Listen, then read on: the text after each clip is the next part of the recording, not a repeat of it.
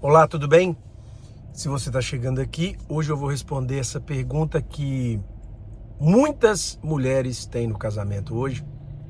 Eu acho que é importante gastar um tempinho falando sobre isso, porque existe uma epidemia de insatisfação matrimonial. Isso se deve a muitos motivos, e um deles também é não conseguir compreender o propósito do casamento. Já fiz vários vídeos sobre isso. Mas hoje, especificamente, eu vou endereçar uma pergunta que está associada com essa questão da incompreensão do propósito do casamento. E a pergunta é a seguinte, pergunta da esposa. Meu marido não é carinhoso comigo como eu gostaria. O que eu devo fazer? Eu devo reclamar? Como falar com ele? Então, vamos lá. Quando eu dou instruções para casais, especialmente sobre o tema insatisfação, eu gosto de trabalhar um conceito chamado discernimento das vozes. E por que isso é importante? Porque normalmente, quando você tem uma insatisfação conjugal, você parte do pressuposto que a sua percepção é correta e muitas vezes não é. Principalmente uma cultura tão ensimesmada como a nossa, na maioria das vezes não é. Então, fazendo essa resposta, na verdade eu respondi isso numa caixinha, eu fiz primeiro a pergunta número 1 que você precisa fazer, se você acha que seu marido não está sendo carinhoso com você, ou não te dá a atenção que você gostaria, ou não te elogia como você gostaria. A primeira pergunta deve ser, como ele era antes? Como você o conheceu? Por que essa pergunta é importante? Porque eu vejo que muitas mulheres não se atentaram para esse fato quando iniciaram o relacionamento. Então, o primeiro ponto que você precisa discernir é, será que aumentou a minha carência? Será que agora com filhos eu estou mais insegura? Será que agora nesse momento, talvez eu ganhei peso, talvez eu não estou tendo tempo de me cuidar mais? Será que eu estou precisando disso? Em algum momento isso não foi importante, mas agora passou a ser? Se isso é verdade, não significa que ele não tenha que te elogiar e que ele não tenha que ser mais carinhoso. Isso é uma necessidade legítima, mas a questão é que ele não era assim. Então você não pode olhar para esse homem como se nele faltasse algo, como se nele faltasse uma virtude, porque você quis que agora ele estivesse lá. Então esse é o primeiro ponto. O segundo ponto é, veja bem, amor é servir. Amor é servir. Se você deseja que alguém faça algo para você, especialmente se você deseja que o seu cônjuge faça algo para você, a primeira coisa que você tem que se perguntar, a segunda coisa aqui no caso que você tem que se perguntar como uma esposa cristã é, eu faço para o meu marido aquilo que eu desejo para mim? Isso não é um achismo não, isso é uma opinião, aliás, um mandamento baseado nas palavras de Jesus, o Salvador. Faça para os outros aquilo que você deseja para você. Trate os outros como você deseja ser tratado. Pois eu vejo esposas que estão sofrendo porque o marido não dá carinho, não dá atenção, mas essas mesmas esposas não saem do seu lugar de conforto para dar carinho e atenção. Ah, ele não me cumprimentou bem hoje. Ok, seria lindo se ele fizesse isso. Mas você foi lá e cumprimentou ele? Precisa de 2 pessoas. Né? É muito importante que isso aconteça. Você precisa, antes de reclamar, criar uma cultura em que o elogio, em que o carinho faz parte da relação. Isso precisa partir de algum polo. Veja, a orientação apostólica, tanto do apóstolo Paulo quanto do apóstolo Pedro, em relação a mulheres que estão casadas com maridos que estão abaixo da performance, seja ela espiritual ou comportamental, nunca é reclame minha filha, nunca vai ser reclame minha filha, porque homem não funciona na base da reclamação, homem funciona na base do encorajamento e na base da inspiração. Então você tem que entender que o seu lugar é de inspirar. E qual que é o melhor lugar para inspirar? Comece a fazer para o outro aquilo que você deseja para si mesmo. Percebeu? Isso é muito importante. Por quê? As pessoas querem aquilo que elas não entregam. E eu vejo até dentro do meio cristão popularizações de conceitos como as linguagens do amor, do Gary Chapman. Eu não estou aqui para criticar a teoria dele, eu acho até que tem algum fundamento a abordagem que ele faz, que algumas pessoas entendem o amor em linguagens diferentes, linguagem de serviço, linguagem da palavra de afirmação, linguagem de presente, assim por diante. Mas veja, se você usa as 5 linguagens do amor para ficar focado naquilo que você quer receber, eu gosto de receber palavras de afirmação, ele não me dá palavras de afirmação, então você não entendeu o amor. A linguagem do amor só tem um caminho, que se chama servir. E servir significa entender a realidade do outro e entregar a realidade do outro, com uma ressalva. Se você deseja receber algo, é sua obrigação fazer isso para com essa pessoa. Então, se você deseja elogio do seu marido, você é a primeira pessoa que tem que passar a elogiar ele. Se você deseja que ele te dê palavras de elogio, né? Se você deseja carinho, você é a primeira pessoa que tem que fazer carinho no seu marido. Na medida em que você cria um ambiente de constrangimento bom.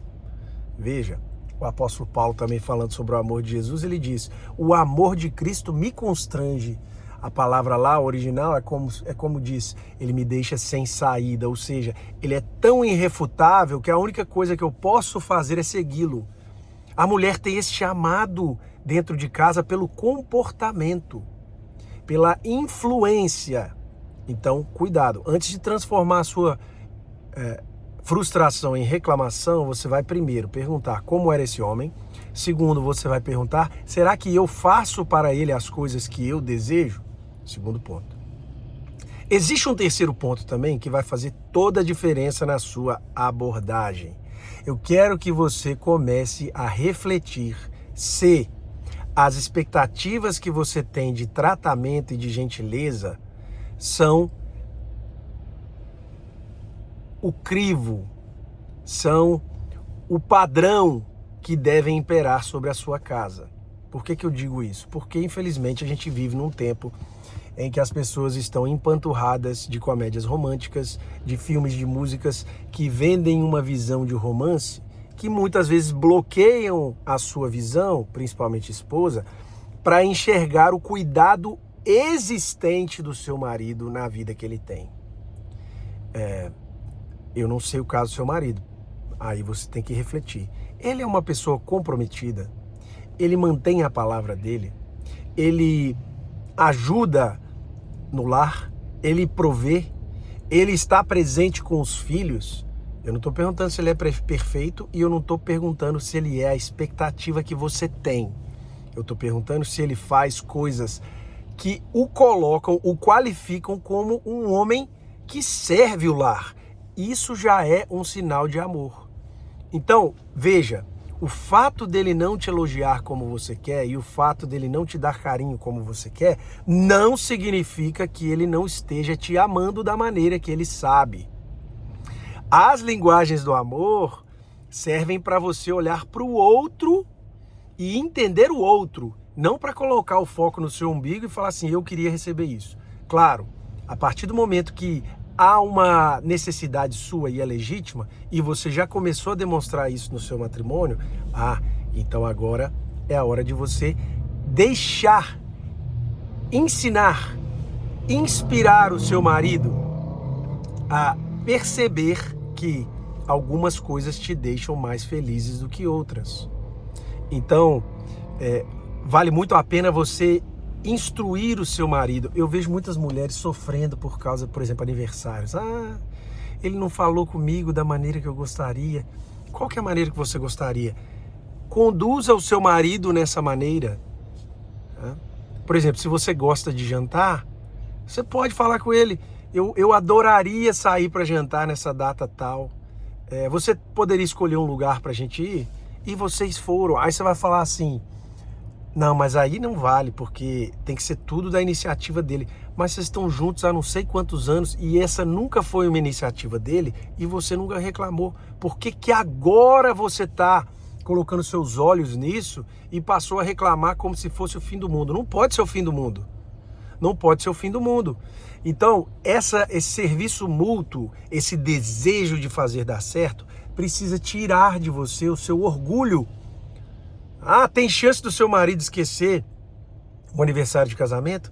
Fala com ele um mês antes. Meu bem, você sabe que está chegando nosso aniversário de casamento. Que tal a gente passar uma noite em tal lugar? Vamos nos organizar para isso? Hã? Vamos trocar presentes? Você vai comprar um presente para mim e eu vou comprar um para você. Pode ser? Qual que é o orçamento que a gente tem? Vamos fazer dessa forma? Talvez o seu marido não vai ser aquele cara que vai te surpreender com flores. Mas isso não significa que por causa disso ele não te ama. Você tem o seu marido, você sabe quem ele é. Para de querer julgar o seu marido baseado naquilo que você vê em outro lugar. Sabe por quê? Quando você escolheu ele para você, você não estava baseando nessas coisas. Aí vai surgindo as crises, o pós-filhos, as incertezas e de repente você começa a lançar objeções muito mais para pedir uma prova de amor pessoal do que propriamente para exigir de alguém algo que seja essencial para o relacionamento. Olha, cultivar o romance é fundamental. Tá? É fundamental. Mas mais do que cultivar o romance, é fundamental cultivar o amor. E você cultiva o amor relembrando que você, quando casou, aceitou uma pessoa. Você não disse sim para as suas expectativas, você disse sim para a sua pessoa. A vida vai ser mais leve assim, ok? Então pergunta, como que é esse homem que você escolheu? Segundo, você vai olhar, eu estou fazendo para ele o que eu estou querendo exigir?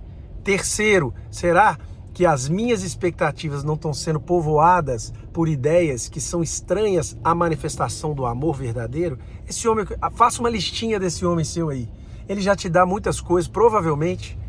Grande maioria dos homens estão ali na família, insistindo, persistindo. Isso é muito importante, tá? Quero ouvir aqui no seu comentário se esses pontos que eu falei para você te ajudam a perceber a situação de uma maneira diferente. Tenha paciência, o casamento é para isso mesmo, é para ensinar a gente a amar. Valorize seu marido, faça para ele aquilo que você deseja para você, seja a luz, a primeira influência nessa direção do cultivo do romance, e eu tenho certeza que você colherá uma vida mais leve, mais abençoada e até mais sentimentalmente melhor para você, para sua família. Deus abençoe, até mais.